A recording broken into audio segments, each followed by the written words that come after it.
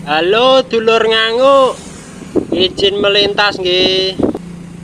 Desa Nganguk iki jebule gedhe lur, Desa Nganguk Sumber Mulya iki lur. Beda karo Desa Nganguk sing kana-kana lur, iku mok sithik lur desane lur. Lah iki aku tak sangkani kulon lur, soalnya aku ya bingung ngapain nyangkani kondi lur. Aku mlebu rene ya dalane beton kabeh jebule lur. Lah iki ana perapatan lur, aku bingung aku pokoke lurus nganggur lur. Kita rono ya ana tembusane mbok ora lur, kok dijajal lur. Lah iki teko ape lapangan poli ta apa lapangan apa ya lur. Lah aku balik lur, ketoke dalan iki ana tembusane lur.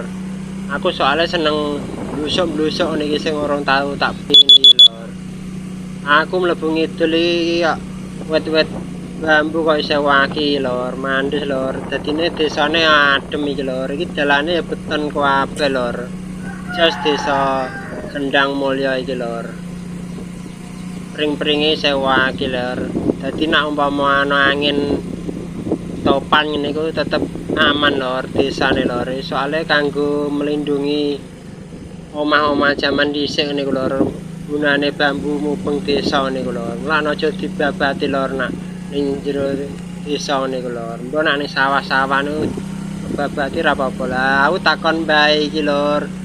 Iso tembus iki lur jebule lur. Kono mau dalane elek sekitar 50 meter lur, tembuse iki mau lur. Aku dikon rene bae iki lur. Kok belok kanan Mas, ana tembusane Mas, dalane apik Mas ngono. Sing omahe sing kesuting wong-wong kene dokumen ya lur, soalnya aku ora wong kene lur. Sing warga kene do cerita-cerita ya lur. Sing nyimak video iki ben tambah wawasan tentang video kene tentang desa kene lur. Ono apa ta apane lur. Lah iki aku pokoke lurus terus lur iki ketoke tembus dalan gedhe kono lur, dalan Sulang Sumber lur. Lah ning kene ana omah apik lur. Iki ana belok kiri lur. Belok kiri ku ketoke ya kan tembusane lur. Ketoke ya omah niku apa dalan mara omah niku lur. Ya iki ana mbae lur, ana dandan omah lur.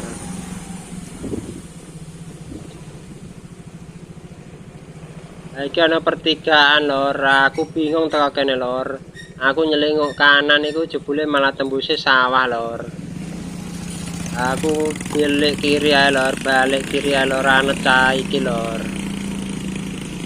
Gua anter lur cah iki lur numpake lah, aku elon-elon ae lur, wis tuwa lur. Ora nututi aku lur. Lah iki jebule